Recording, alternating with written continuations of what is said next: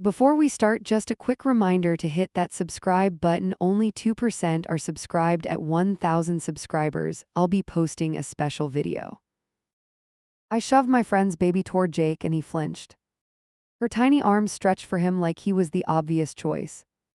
His whole body jerked back as if I held a live wire. The room kept buzzing around us while my brain just stalled. My name is Aaron, I am 27, and I should have seen it. He laughed too loud and too late after that weird recoil. His fingers tightened on his cup so much it almost crumpled. My friend's smile faltered as she adjusted the baby on her hip. I caught the quick glance she threw me over the baby's head. It said, "What the hell was that?" without a single word. "I thought you liked kids," I pushed it out with a grin. I tried to sound playful because everyone suddenly watched our corner. Jake's eyes skipped over the baby like she might burn his skin. "Not really my thing," he forced a shrug and took a sip. His throat worked like the drink scraped going down. My friend shifted the baby to the other side and backed away. The baby stared at him, then buried her face in her mom. Conversation around us stuttered for a second, then picked up again. People turned away like the moment never happened and the air loosened. I stayed stuck there with my joke hanging between my teeth. I told myself it was just social awkwardness with extra caffeine. You know that impulse where you push someone as a joke. You expect a laugh, a groan, maybe a rolled eye, and done. Instead, you get that sharp recoil and your chest tightens in embarrassment. At the time, I blamed myself and not the way he jumped. Jake moved to the counter and refilled his drink with shaky hands. No one else noticed the tremor, but I watched every movement. His shoulders stayed high around his ears like he waited for impact. He kept his back turned to my friend and her baby on purpose. I realized he was tracking them without ever looking. He stayed there longer than anyone needs for a refill. Every time the baby made a soft sound, he flinched again. Not big flinches now, just tiny jerks in his jawline and neck. Like each sound hit a nerve he already knew too well. I remember thinking, this is not normal dislike. I forced myself back into the party so I did not stare. I laughed at some story near the doorway and missed half of it. My body stood there, my brain sat across the room with him. Whenever the baby giggled, everyone melted, except Jake near the counter. He looked like someone trapped in the wrong scene. At one point, my friend crossed the room with the baby again. She brushed past Jake while reaching for a plate near his elbow. He edged away so fast, he almost bumped another guest behind him. The baby reached a hand out in his direction, curious and happy. He stepped back like that tiny hand held something sharp. "Dude, she's not contagious," one of our friends cracked that from the couch. A few people chuckled and glanced at Jake for a reaction. He gave a short laugh that sounded more like a cough than silence. His eyes were too bright, his smile fixed in the wrong place. I felt heat crawl up my neck from second-hand embarrassment and fear. I moved to his side and nudged his arm lightly with mine. "You okay?" I kept my voice low so it would not carry. "Yeah, just beat. Work was brutal this week." He focused on his drink. He would not look at me, just stared at the liquid like it mattered. The lie was thin enough that even I heard it. "Do you want to sit for a bit?" I tried again. He shook his head once, then checked his watch like that meant something. "We should head out soon. I think I'm coming down with something." He touched his forehead in this stiff motion like he remembered a script. It felt like watching someone fake sick in a bad school play. We had barely been there an hour and I knew it. The cake still waited untouched on the table, candles not even ready. My friend caught my eye from across the room and frowned at me. I gave a tiny shrug that said sorry without spelling it out. Inside, I was already choosing between politeness and the knot in my gut. "Can you just try a little longer?" I whispered near his shoulder. He finally met my eyes and something raw flashed across his face. "I really don't feel right." His voice dropped so low it vibrated. Not angry yet, just strained like he held something heavy inside. That was the moment I stopped pushing and started worrying. I told my friend we had to bail because Jake felt off. Her expression shifted from confused to concerned in a single breath. "Is he okay?" She glanced over my shoulder toward where he stood. "He looks pale." She was not wrong, his face had lost its color. I nodded and lied that it was probably a stomach thing. She hugged me quick, the baby pressing clumsy feet into my side. Text me when you get home, all right? Her eyes held questions. I promised I would, and avoided those questions like they burned. We grabbed our stuff and headed for the door through warm noise. I could feel people watching you. Leave before the first goodbye. Jake walked ahead of me like the place pushed him out. His steps were fast, almost impatient, arms tight against his sides. He did not wait at the elevator, just hammered the button once. When the doors closed, he finally let out a short, rough breath. It sounded like he had been holding air inside there for hours. In the car, he started the engine and stared straight ahead. Streetlights washed across his face in quick bands as we pulled out. The silence grew loud, louder than the music on the radio. I watched his hands on the wheel, knuckles strained and motionless. He drove like the road might suddenly jump at him. You really hate kids that much? I broke first because of course. He tightened his grip just a little, then loosened it on purpose. I just don't like being around them. His eyes stayed on traffic. The words sounded practiced, like a phrase he used many times. They did not match the panic I had seen an hour earlier. It's more than that. I kept my tone soft, not accusing yet. I was never great at leaving things alone once they poked me. You reacted like she pulled a knife on you, the words slipped out. He flinched again, that same full-body jolt right there in the car. For a second I wondered if I had actually stabbed something hidden.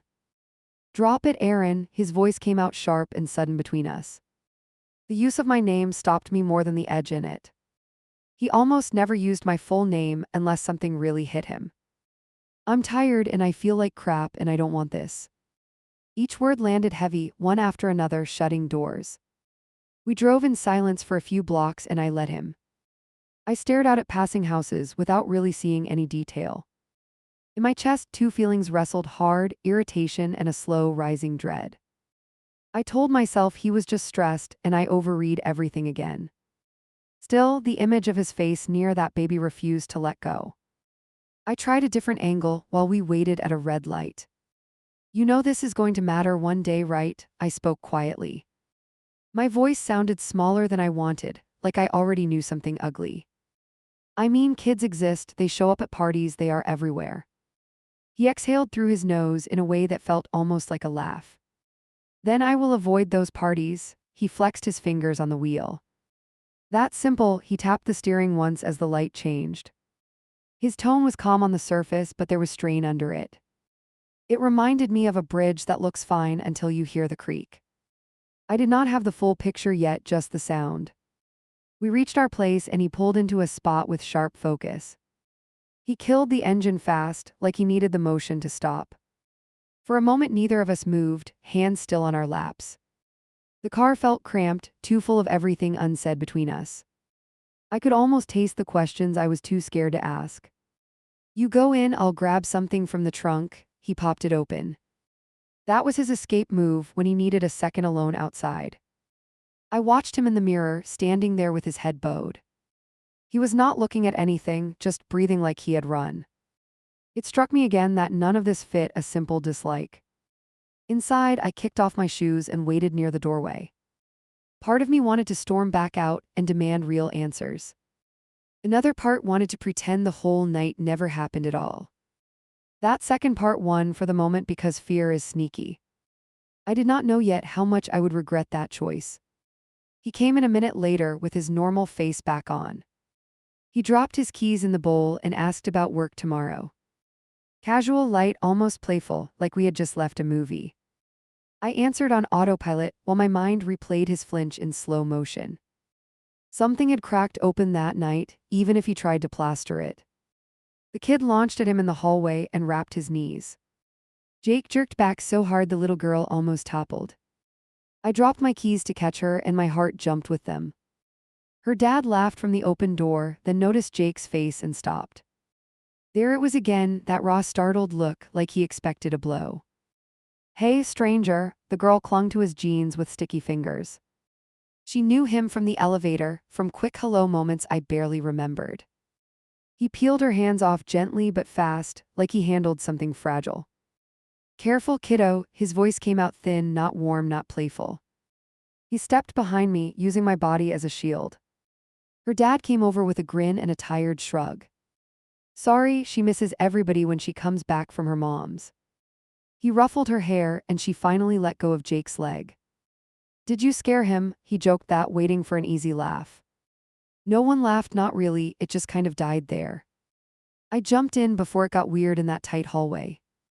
She attacks everyone, I joked, nudging the girl's shoulder with mine. Who? Man magnet, that got a small chuckle from her dad and broke the stiffness. He scooped her up and backed into their place with a wave. Jake muttered a quick goodbye and almost ran for our door. Inside, he headed straight to the sink and turned on the water. Not a normal quick rinse, more like he needed the motion. His shoulders were high, his jaw locked, eyes on nothing in particular. That kid could knock over a grown man, I tried, aiming for light. He reached for a towel without looking at me once. You acted like she had a knife, you know that. I leaned on the counter, waiting for him to react at all. He dried his hands slowly, then folded the towel with pointless care. She startled me. His voice was flat, almost bored, and completely unconvincing. He placed the towel down so neatly, it made me want to scream. I told myself I was pushing too hard again, like usual. At that point, I still thought I was the dramatic one. I figured maybe he just liked space and did not know kids. Looking back now, I can feel my face heat with frustration. The signs were not subtle, I just worked very hard to soften them. Saturday, he woke me up early and asked to hit the store. Let's beat the rush, he tossed me my hoodie and kept moving. That alone did not feel strange, he liked to get errands done. I dragged myself up, pulled my hair into something half-decent and followed. There was this low, restless energy around him that morning that I ignored. The place was already busy when we rolled into the lot. A couple wrestled a toddler into a cart 2 spaces over. The kid wailed once, sharp and high, and Jake's shoulders snapped tight. He changed rows without comment and parked farther from the entrance. I hate crowds, he muttered, which did not match where we were heading. Inside, we started with normal stuff, nothing heavy, just the basics. Every time a stroller rounded a corner, he adjusted our route by instinct. No jokes, no eye rolls, just quiet tactical moves away from smaller humans. I noticed, filed it away, and still told myself I was reading too much. Denial is weirdly comfortable when you have someone to protect. We reached the aisle with diapers and formula and baby wipes lined up. I turned toward it without thinking because that was our checklist. His hand caught my elbow before my foot even crossed the line.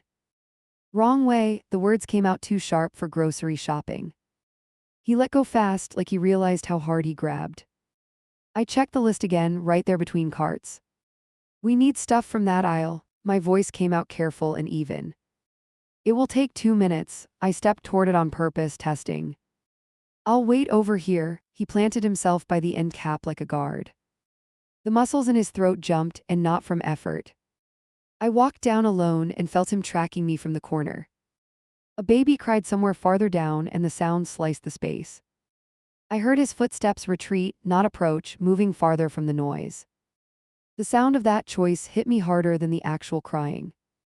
I grabbed what we needed quickly because my hands had started to shake. On the way back, I forced a joke because that is my armor. You allergic to children now or just the packaging? He pushed the cart toward the next section like he did not hear. I told you I'm not a kid person. The words came out tight and clipped. That line felt rehearsed, like he had worn it out years ago. At the checkout, there was a little boy in front of us. He held a toy car and whispered sound effects under his breath. The boy turned, looked up, and offered the car toward Jake, generous.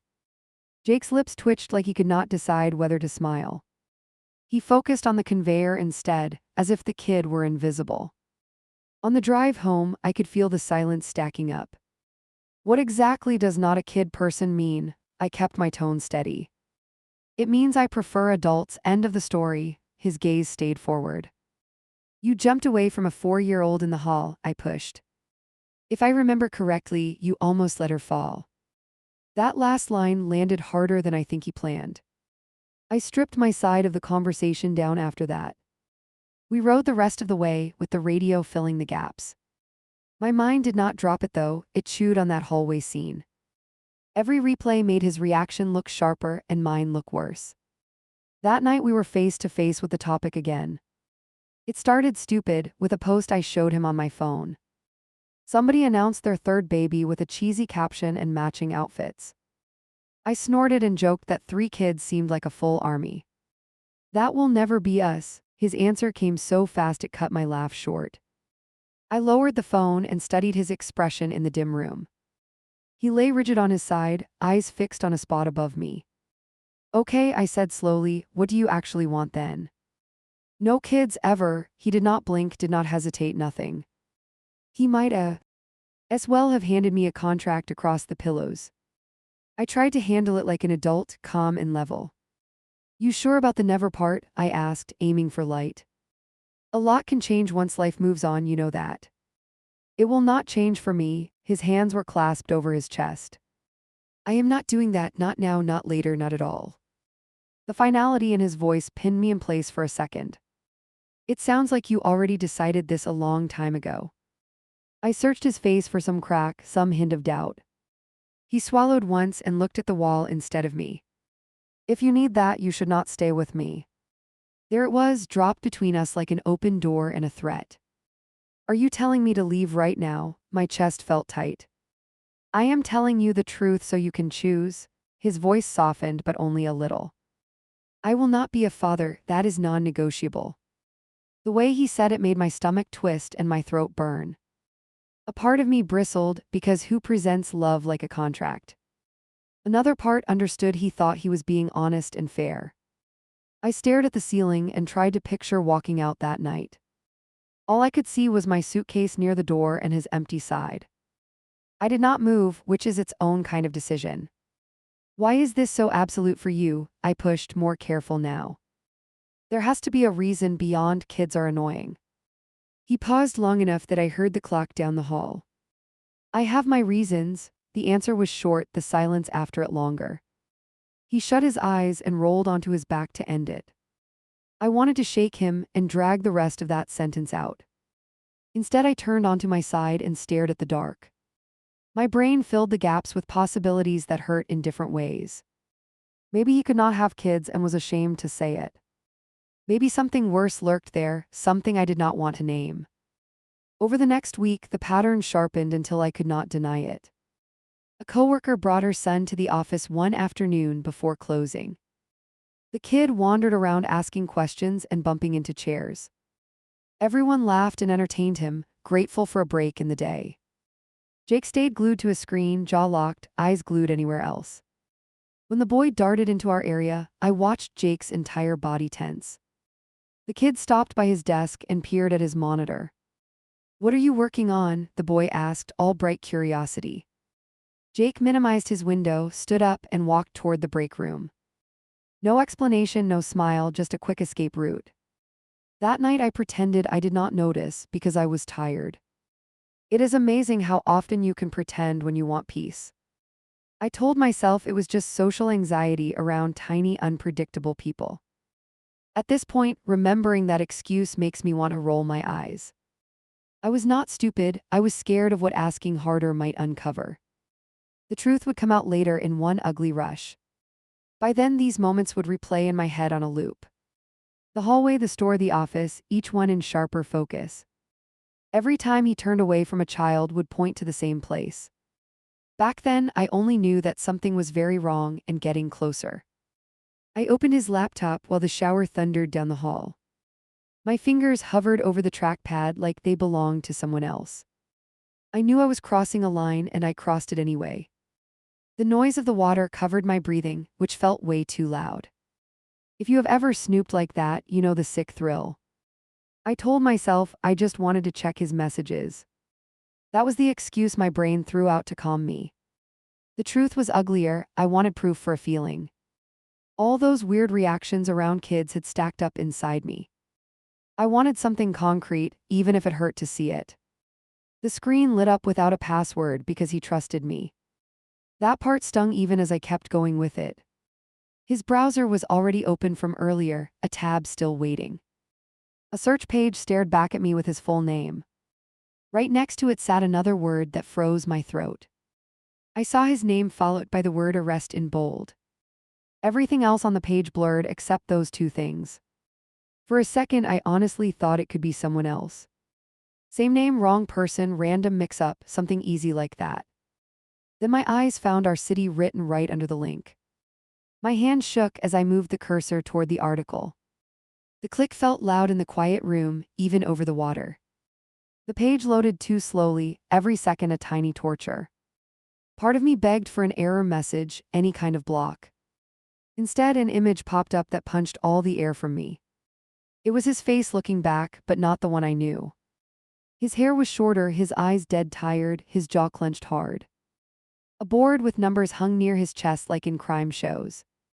I gripped the edge of the table so I would not drop. I remember thinking, this is a nightmare, this can not be real. I forced myself to look at the headline sitting above that photo. Local man detained after infant relative found unresponsive in home. The words did not fit in my head with the person I loved. My brain tried to bend them away from each other and failed. I kept reading even though every part of me screamed to stop. The first lines were short, factual, cold in that official way. Police responded to a call involving a 6-month-old baby. The child later died at the hospital, circumstances under investigation.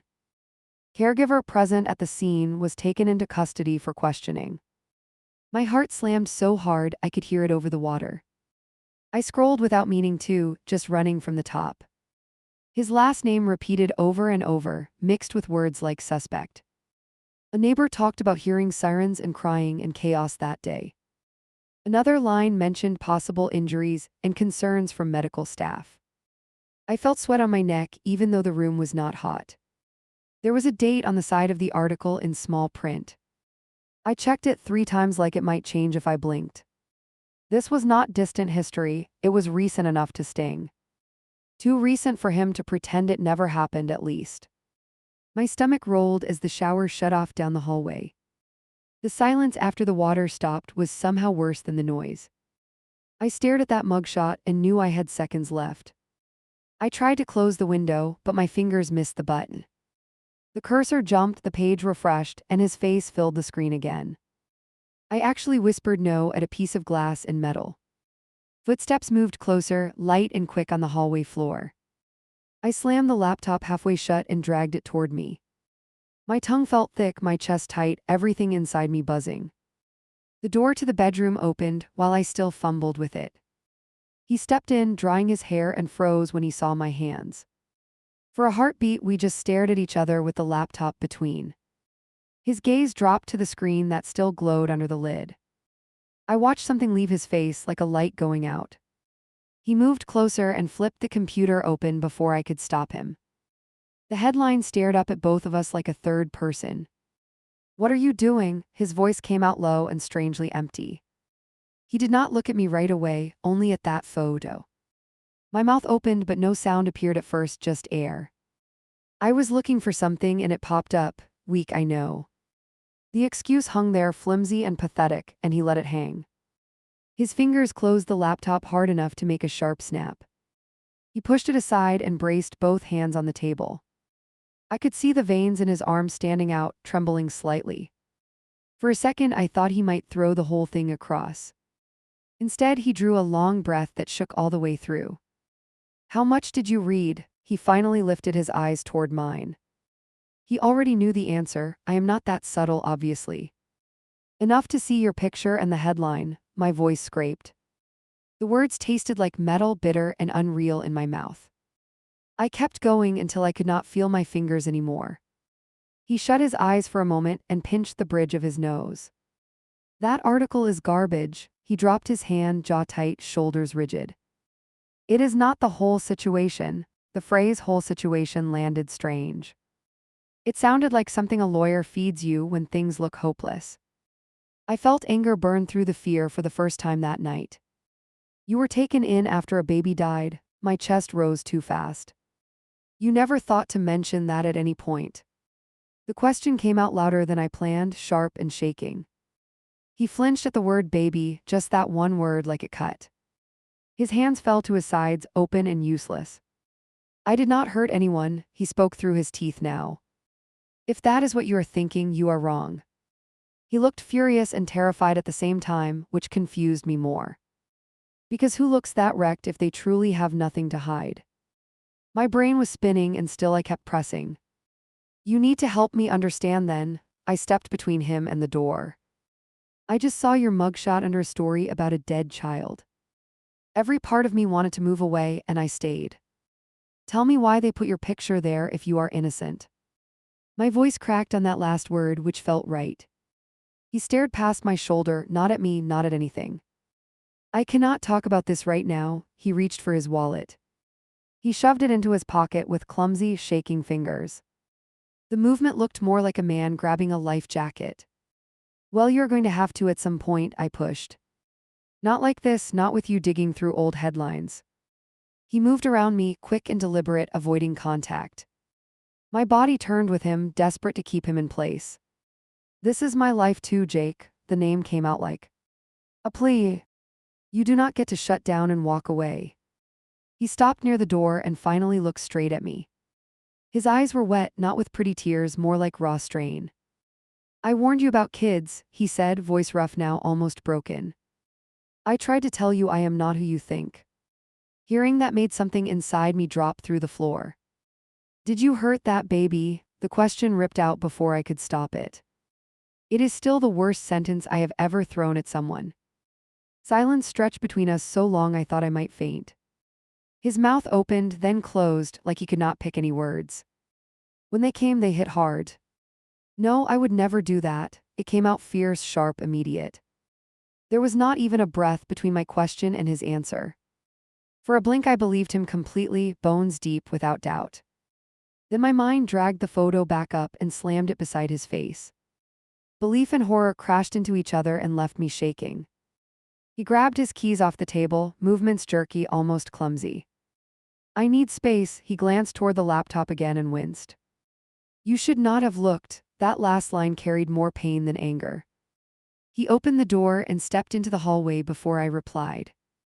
The click of the lock sounded final in a way that hurt. I stood in the middle of the room with my heart pounding.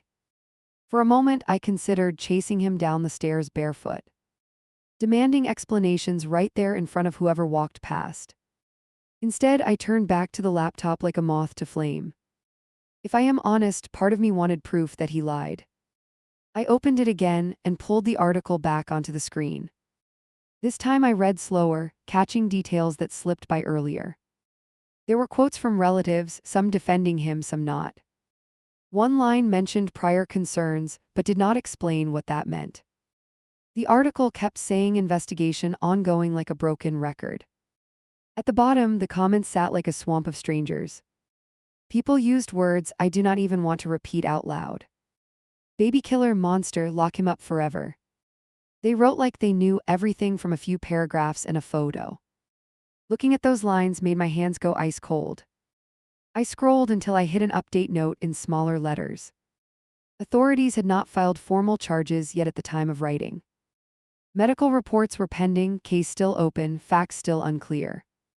Nothing about that sounded simple or resolved or clean.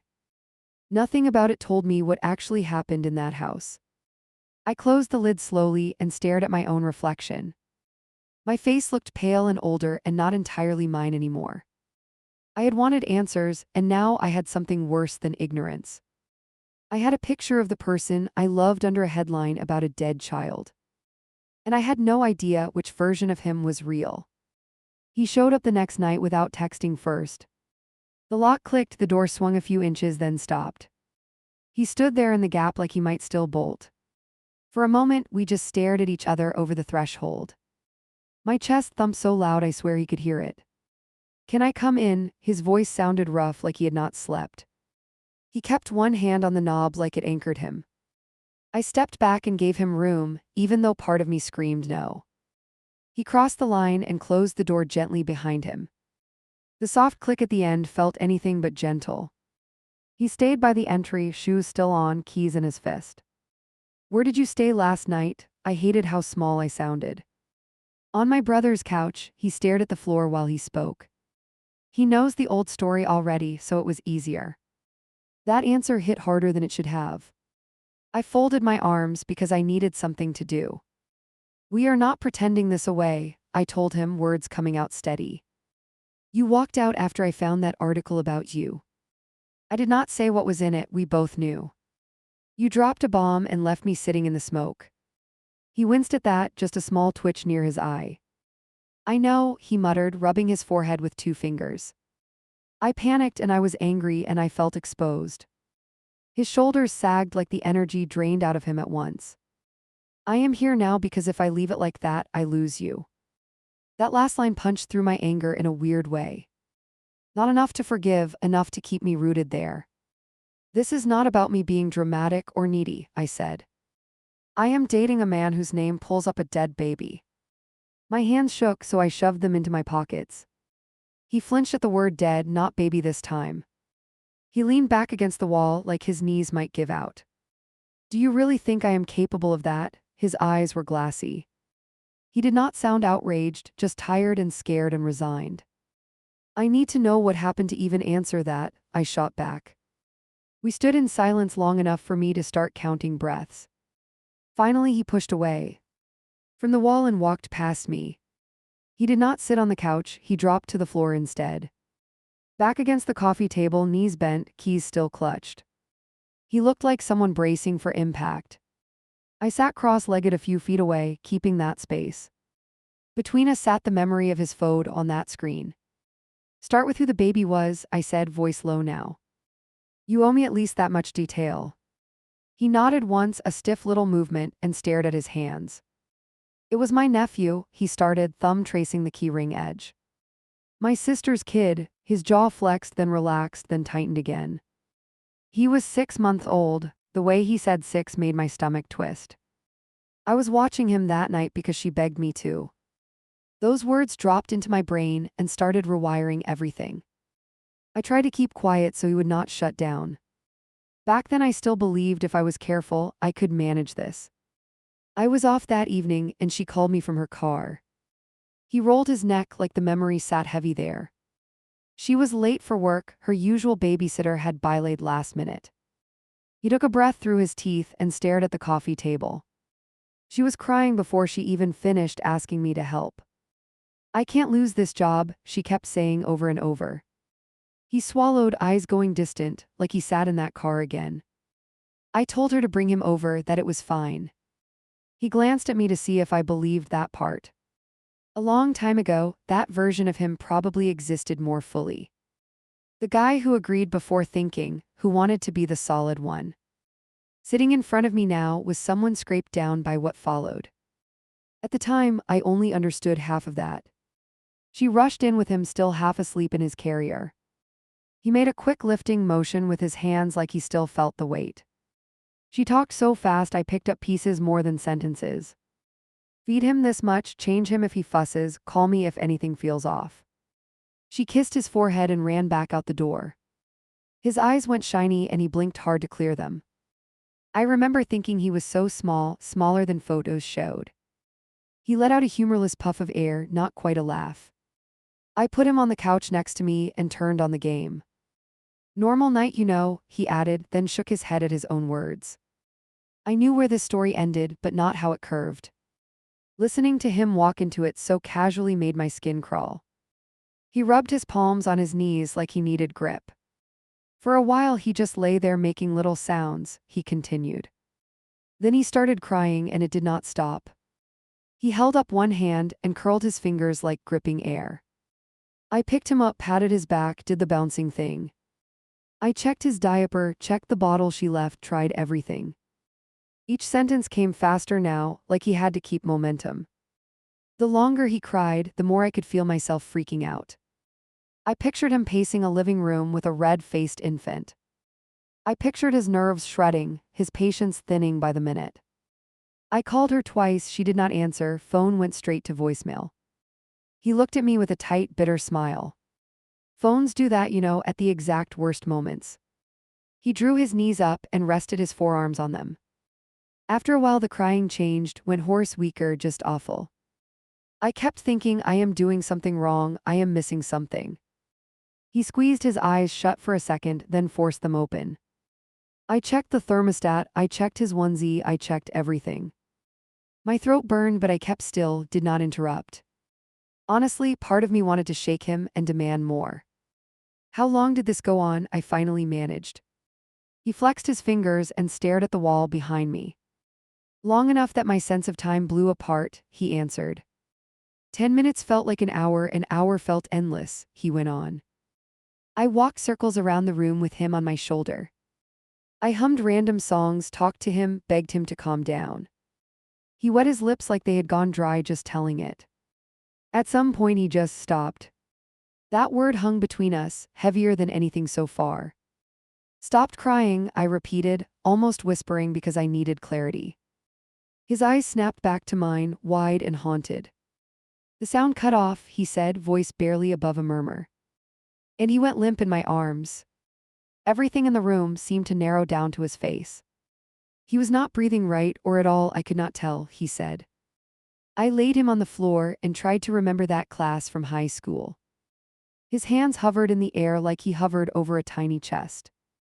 I grabbed my phone and hit emergency with my thumb shaking. He dragged a hand over his mouth and exhaled through his fingers. The operator answered calm, like they hear that fear every day. She asked if anyone else was there. I said no, just me. She walked me through compressions and breaths while I counted out loud. I did everything she told me exactly, or I tried to. I could picture that room clearly now, even though I had never seen it. Him kneeling on a rug, voice cracking as he counted into the air. A paramedic crew showed up faster than I thought possible, he said. They took over, pushed me out of the way, did their trained routine. I stood against the wall feeling absolutely useless while they worked. His legs started bouncing, tiny rapid movements he did not seem to notice. They carried him out and told me to meet them at the hospital. He looked down at his lap like he was watching his younger self. I called my sister on the way, and she answered on the second ring. I do not think I said his name right the first 3 tries. I felt my own eyes sting and blinked it back with effort. What did you tell her? I asked, because humans are cruel like that. I told her he was not breathing and I was following the ambulance. He stared at a spot on the table like words were carved there. She screamed in my ear so loud I had to pull the phone away. He went quiet for a few seconds, like he needed to locate the next part. At the hospital, they took him in the back and left us outside. He leaned his head back against the wood and blew out air. My sister grabbed my shirt and kept asking what I did. Not what happened, what I did. Those 4 words hit me like a punch more than the rest. He watched my reaction, then nodded slowly. People go straight to blame when they are scared out of their minds. His shoulders lifted and dropped in a stiff shrug. I get it now, but in that hallway it gutted me. He rubbed his wrist where her fingers must have dug in that day. After a while a doctor came out and his face told us enough. He said they tried, that they had done everything possible, that it was over. He did not say the word dead, which somehow made it worse. My sister made this sound I still hear in my head at night. I pressed my nails into my palms to keep from crying out. I stood there thinking, I handed him over alive and now this, he muttered. And then I noticed 2 officers off to the side watching us. One of them stepped closer and asked me to talk somewhere private. That was when I realized they were not just there on routine. He swallowed hard, throat moving as he replayed it. I followed them into a small room and answered their questions.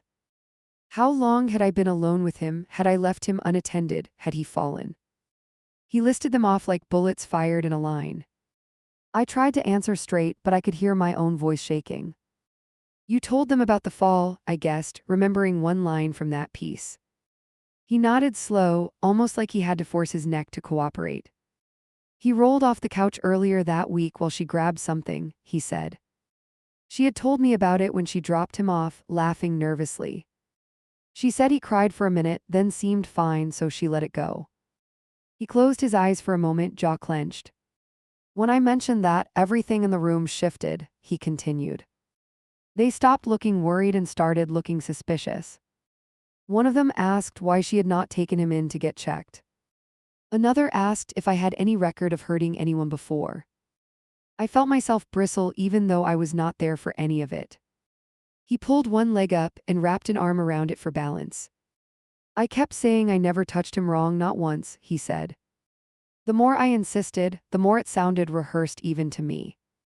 That is the worst part, when the truth sounds like a bad alibi.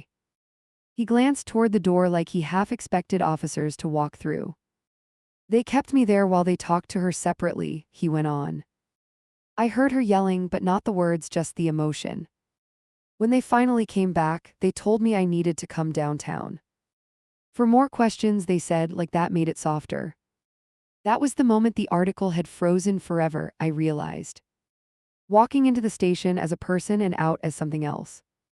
They took my belt and my shoelaces, processed me, wrote things down, he said. They told me it was standard and that I was not under arrest yet. Then someone pointed a camera at me and told me to hold a board. The room felt smaller hearing that, like the walls had edged closer. That picture still lives online, obviously, I muttered before I could stop. He flinched at that, then nodded, accepting that fact like an old bruise. Yeah, he said quietly, that is the one you saw. We let that sit between us like another person on the floor. How long did they keep you there? I asked after a moment. All night and most of the next day, he answered, rubbing his eyes. They gave me water and a sandwich and more forms to sign. They asked the same sequence of questions again and again, changing details. By the end, I started doubting my own memory of the evening. He let his hand drop and pressed his palm flat against the floor. Eventually, someone came in with a different tone, he continued. He talked about trauma patterns, about old bruises and new ones. He said they were waiting on scans to make sense of what they saw. He did not say I was cleared, he did not say I was guilty either. I could hear the years still sitting in his voice around that limbo. At some point they let me go, but told me not to leave town. They said they might bring formal charges once the medical reports came back. I walked out into daylight without a phone because they still had it. I caught a ride home with my dad and felt like a ghost. That was the first time he had mentioned his father through all of this. I tucked that detail away, not sure where it fit yet. What about your sister? I asked, afraid of the answer. She would not look at me for weeks after that night, he said.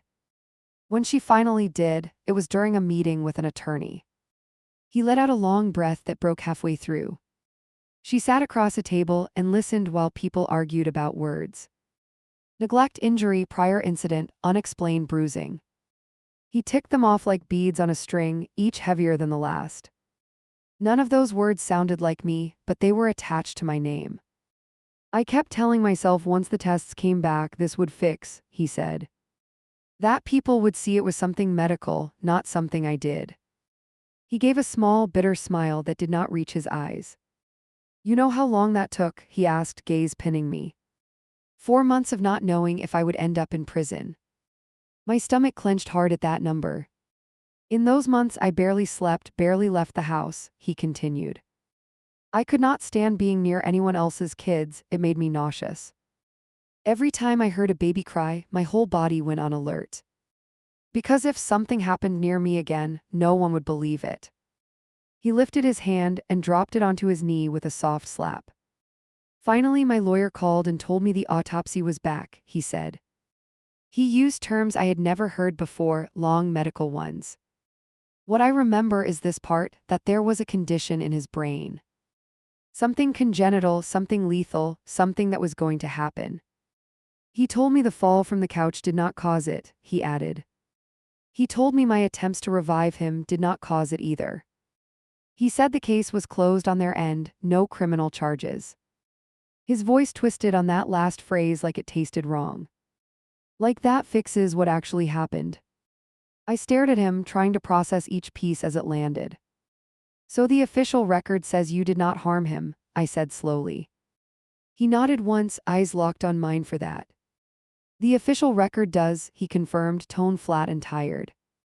The internet does not care about official records though, and neither do some relatives. That part I understood better than I wanted to admit. My sister moved out of state a year later, he continued quietly. She told me she forgave me, but she could not handle my face. Because when she looks at me, she sees that night, not the report. I do not blame her, but it still wrecked me. He scrubbed both hands over his face and let them fall. Some of my family sided with me, some chose distance, he said. A few still invite me to events, as long as there are no kids around. Others send texts on holidays and pretend nothing happened, which is worse. I learned pretty fast that my presence makes people think of death. That line sat in my chest like a stone. I wanted to argue, to pull him out of that harsh sentence. At the same time, part of me totally understood why he believed it. Is that why you react like you do around children now? I asked. Because you think just being near them puts them at risk. He let out a short, humorless laugh that sounded almost like a cough. My nervous system goes haywire the second I hear a baby cry, he answered. I am back in that living room with my hands on a tiny chest. I am back in that hallway with my sister tearing at my shirt. I am back in that station with officers waiting for me to slip. He spread his fingers like he had tried to hold on there and failed. So yeah, I keep my distance now, he went on. I cross the street when I see strollers coming toward me. I skip events where I know people will bring their kids. Because I do not trust the world not to turn on me again. I chewed my lip hard enough to taste metal. What about trusting yourself? I asked softly. Do you believe in your own head that you did nothing wrong? His reaction to that question told me more than any file could. He hesitated. I know I did not hurt him on purpose, he said finally. I know I followed the operator's instructions exactly as she gave them. His voice shook on the word exactly, just enough for me to catch it. But part of me keeps replaying it like a broken clip. Asking what if I had called sooner or tried something different or noticed earlier. That was the first time he admitted there was guilt mixed in there. Not guilt of violence, guilt of being human and imperfect and unlucky. I wake up some nights certain I could have changed the outcome, he whispered. Even though every doctor who touched that file says otherwise. That loop does not care about facts, it just cares about torment. I leaned forward until my knees almost brushed his. Why did you never tell me any of this? I asked. You let me think you just hated kids for no reason. He looked at me like I had missed the point on purpose. Because telling you starts with that search bar and that picture. He blew out air through his nose, short, bitter. I watched people I love look at me differently after they saw that, he said. I watched neighbors whisper and strangers online call for my head. I could not stand the thought of you typing my name and seeing that first. So I went for avoidance, which was cowardly, I know. I thought about our early dates, about how careful he had been. How he always changed the subject when kids came up casually. I needed you to hear this from me, not from an archive, he added. I just did not plan for you to click it first. He glanced at the closed laptop on the table like it might bite him. We sat there in a long, thick silence that no show would write. In a movie, this is where dramatic music would swell and save us. In real life, my heart pounded and my thoughts fought each other. One side said he did everything right and lost anyway. The other whispered, you still found him under that story. Do you still think I am a danger? He asked suddenly. He looked younger asking that than in any memory I had of him. Not just to kids, to anyone, to you. He waited like my answer might decide the rest of his life. It probably decided the rest of our relationship at least. I search my instincts the way you check a locked door. Honestly, I started, which is always a risky word. I do not think you heard him, I continued, watching his shoulders twitch. I think you were in over your head, and something catastrophic happened anyway.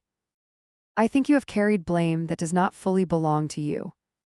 Relief flickered across his face fast, then faded into something else. That does not magically make me good father material, he pointed out. I freeze when kids cry, I avoid them, I have panic attacks.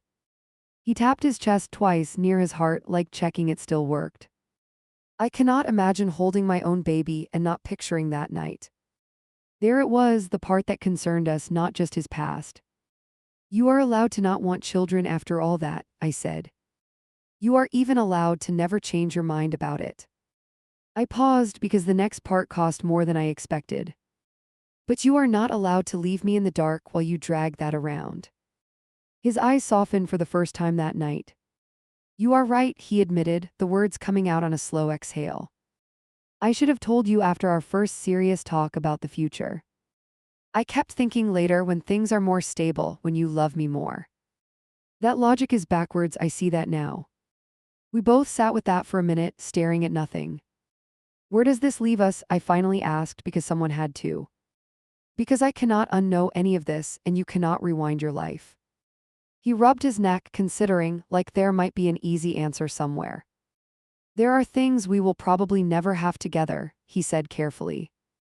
No kids, I repeated, trying not to flinch at my own voice. He gave one small nod, confirming what I already knew. At least not with me, not unless something drastic changes up here, he said, tapping his temple. I am working on it with a therapist on and off, he added. But I cannot promise a version of myself that might never exist. Hearing the word therapist surprised me more than it should have. You are in therapy for this? I asked, leaning in. Sometimes, he answered almost sheepishly. I went for a while after everything, then stopped when I thought I had it controlled. These last few days made it clear I do not. I let out a breath I did not realize I had been holding. So you will go back, I pressed, needing something concrete. And not just talk about breathing exercises and grounding tricks.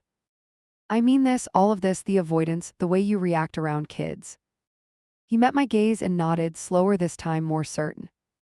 If you're staying, I owe you that much work, he said. If you are leaving, I owe it to myself anyway. That sentence cut me in two directions at once. He was right either way, which did not make it hurt less. I looked at his hands again. Still wrapped around those keys. The metal dug tiny marks into his palm from holding on so long. I reached out and covered his fist with my fingers gently. He did not pull away, which felt important. We are not deciding everything tonight, I told him, voice steady for once. But now I finally know what I am deciding about. The toddler shrieked and Jake dropped his drink. He did not even look down at the spill, he just backed up fast. Kids rushed past us with balloons and plastic swords and wild energy. He pressed himself against the hallway wall like someone cornered. I watched his breathing speed up while everyone else laughed in the living room. Hey, you okay? I touched his arm and felt it rigid under my fingers. He nodded too quickly, eyes glued to the doorway where the kids ran. I need air, his voice came out thin, almost lost under the noise. He slipped past me and headed for the front door with quick steps. I stood there for one beat, then followed him out of reflex. Outside on the small porch, he braced both hands on the railing. His shoulders rose and fell fast, like he had sprinted up a hill. Inside, someone started singing the birthday song and kids shouted over it.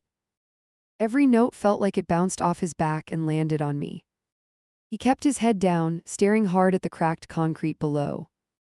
I warned you this might happen, his words came out without looking up. He was not angry, just exhausted in a way that scared me.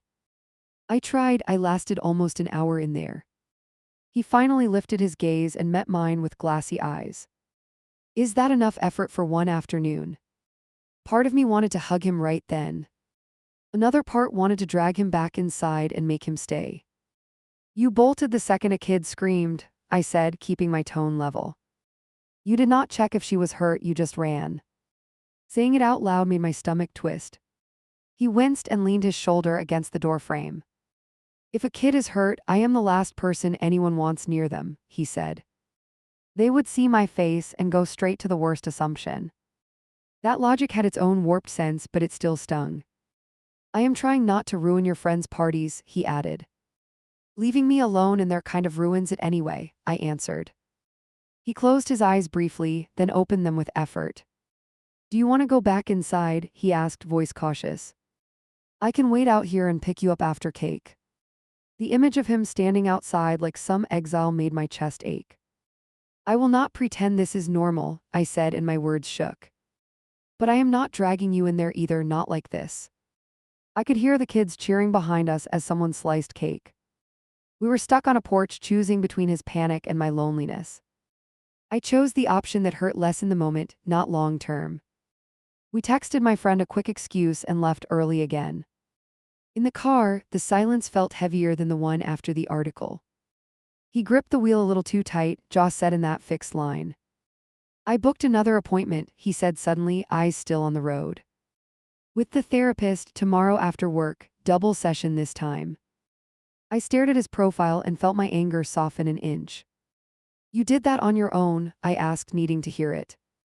Yesterday, he answered, shifting lanes without looking my way.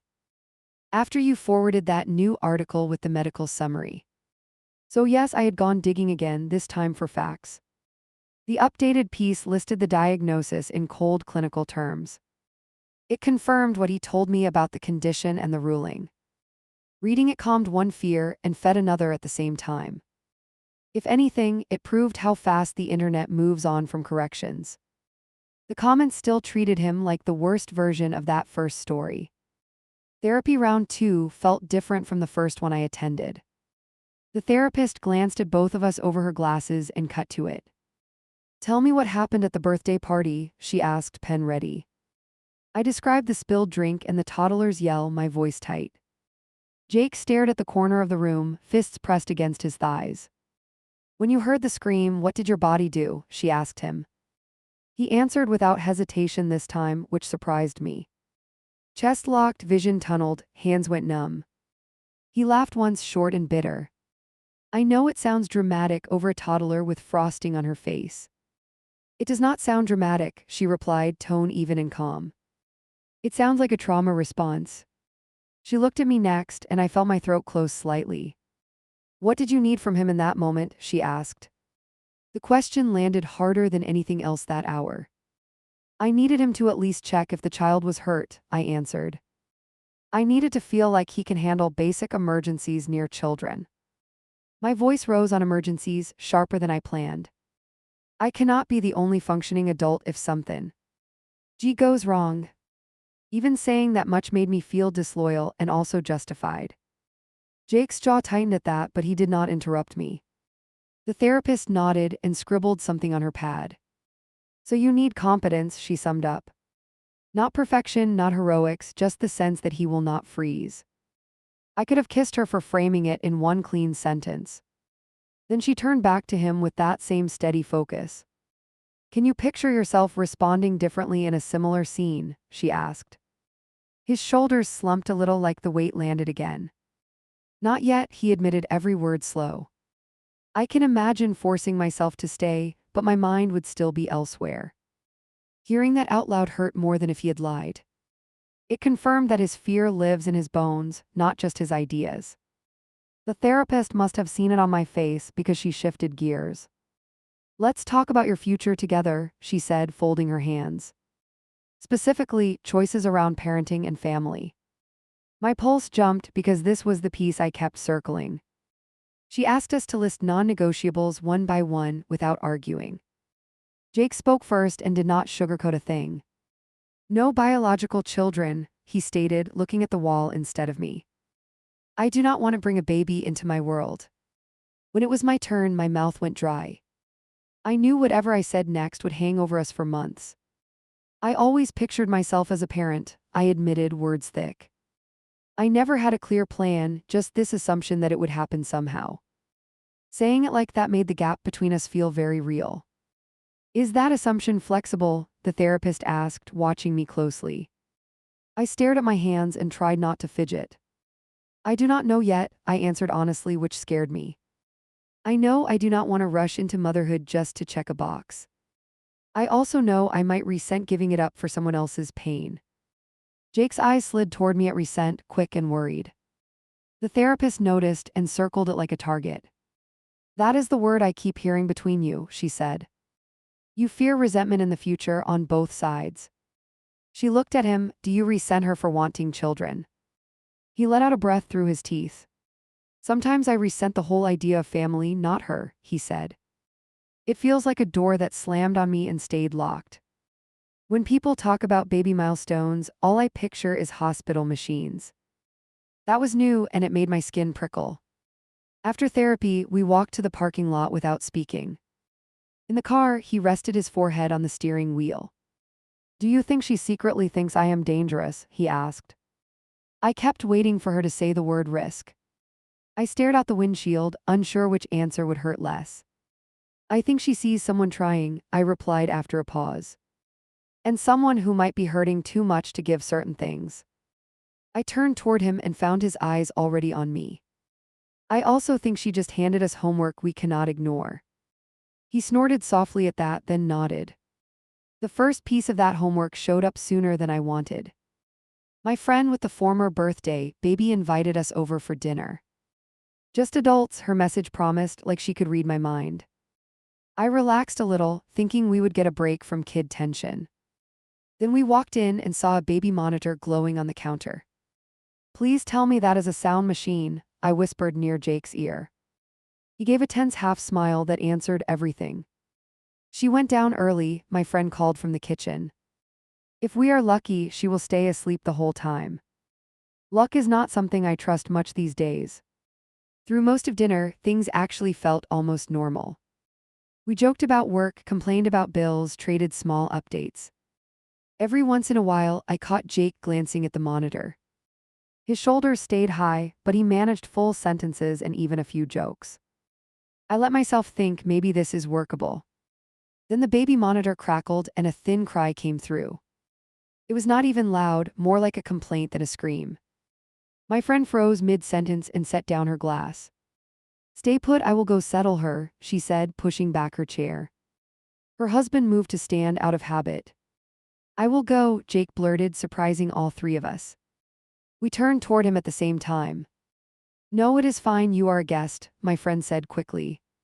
He shook his head and was already halfway to the hallway. I sat there with my heart rattling my ribs.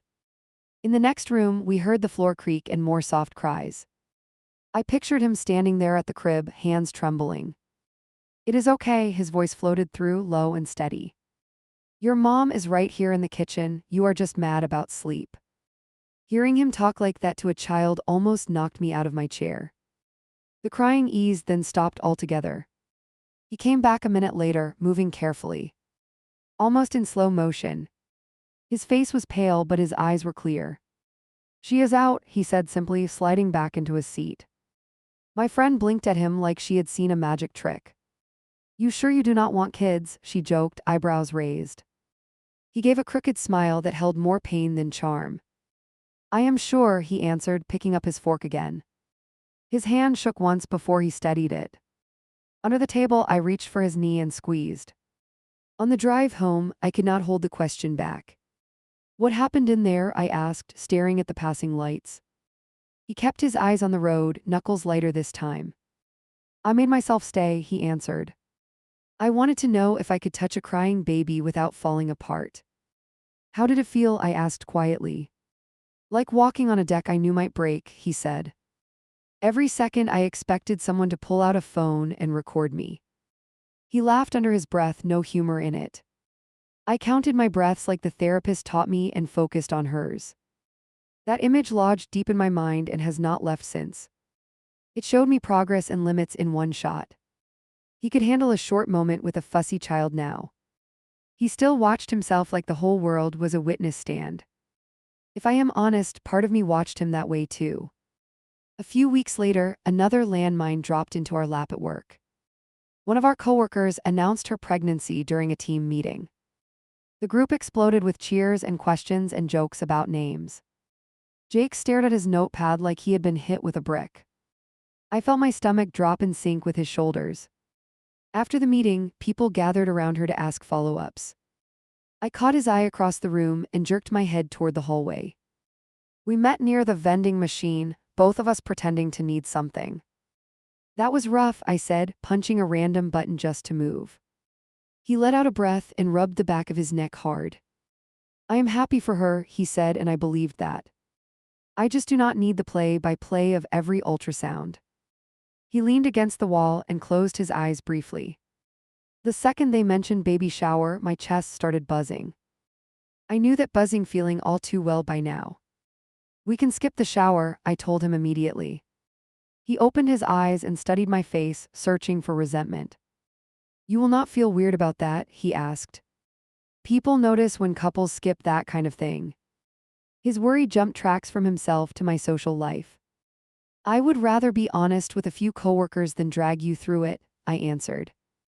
I can send a gift and blame scheduling. That part came easy because I had done it before. He nodded slowly, relief flickering across his features. Was I normal enough for you today? He asked quietly. That question sliced deeper than any argument we ever had. Normal enough, like there is some invisible bar he has to clear for me. I wanted to tell him he is not a performance, he is a person. Instead, the truth that came out was smaller and harsher. I do not need normal, I said gently, I just need honesty. The big fight came later, not about kids directly, but close. I stuck a pastel baby shower invitation under a magnet on our fridge. My cousin's name glared from it every time we grabbed food.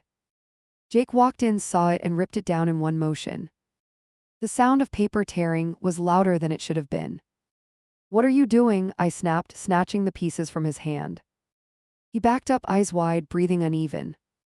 I cannot look at that every time I open the door, he said. It feels like a countdown clock for a life I cannot give you. His voice broke on cannot, and my anger spiked anyway. So I just do not go to my own family events now, I fired back. Because you might get triggered by a piece of cardstock. The second the words left my mouth, I wanted to drag them back.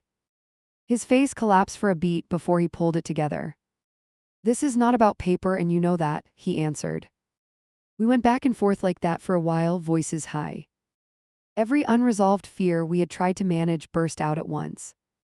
You snooped through my life, he threw at one point, eyes blazing. You do not get to act like I am the only one who crossed lines. That hit every nerve I had been trying to numb. You are right, I did, I shot back, chest pounding.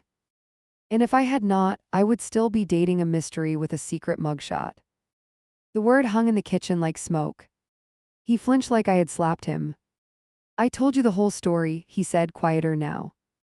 After I forced it, I said, voice dropping but still sharp. After the internet did half the work. I pushed my hair back with shaking hands and stared at the floor. I am not proud of how I found out, I admitted. I am also not sorry, I know, those can both be true. The fight burned down into something quieter after that. We ended up on opposite ends of the couch, breathing hard. This will keep happening, I finally whispered into the tense air. Pregnancies, birthday parties, invitations, all of it. Are we really strong enough to live inside that minefield together?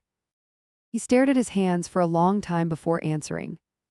I do not know, he said, and the honesty hurt. I know I am trying, I know I go to therapy now every week. I know I did not run from that crib tonight. I do not know if that adds up to a life you want. That night after he fell asleep, I sat at the table with my laptop. The apartment was quiet in that heavy way where every click echoes. I opened a blank post and typed the title before I could overthink it. I just found out the real reason why my boyfriend keeps himself away from children. Staring at those words, I felt my throat tighten all over again. I wrote everything you have just read, piece by piece. I described the party, the store, the laptop, the conversation on the floor. I left out names and specifics but not feelings. I kept stopping to look at the bedroom door, half expecting him to appear. He never did, which somehow made the glow of the screen feel even harsher. As I typed, my brain kept jumping between two futures. In one, I stay, we keep going to therapy, we build a child-free life. Maybe we travel more, maybe we adopt a dog, maybe we become those cool adults who show up for friends' kids without needing our own. In the other, I leave before bitterness settles in for good. I meet someone new who can hold a baby without shaking. Both futures hurt in different ways when I really sit with them. Staying means laying a part of myself on the table and walking away from it. Leaving means walking away from someone who has already lost more than I can imagine. It feels cruel either way, and there is no version where no one gets cut. That is the part nobody puts in the relationship manuals. Right now in the actual present, this is where we stand. We are still in the same apartment, rent split, toothbrushes side by side. He goes to therapy every week and sometimes asks me to join. He can handle brief contact with kids in controlled settings, but he still avoids certain situations. We have agreed there will be no trying for a baby while things look like this. I catch myself counting my remaining fertile years when I cannot sleep. I scroll through photos of friends with toddlers and feel a mix of envy and relief. Sometimes I imagine being the aunt who brings noisy toys and leaves. Sometimes I imagine a future version of me reading this post and screaming at the screen. The whiplash between those pictures is exhausting. He knows I am torn, he is not stupid. He watches my face whenever someone mentions children, like he is taking notes. A few nights ago, he asked me, very quietly, if I would ever hate him. Not now, later, when our friends' kids are in school and we are still just two. I lied and said I did not know, because anything else would have been worse. So here I am, asking strangers on the internet what my real life should be. Do I stay with a man who carries a tragedy he did not mean and who will probably never be able to parent without drowning? Do I walk away from someone who has been honest finally and is doing the work because I might want a baby he cannot safely raise? Is choosing him over a hypothetical child love or self-betrayal? I do not know anymore, so I am pressing post and letting you all tell me.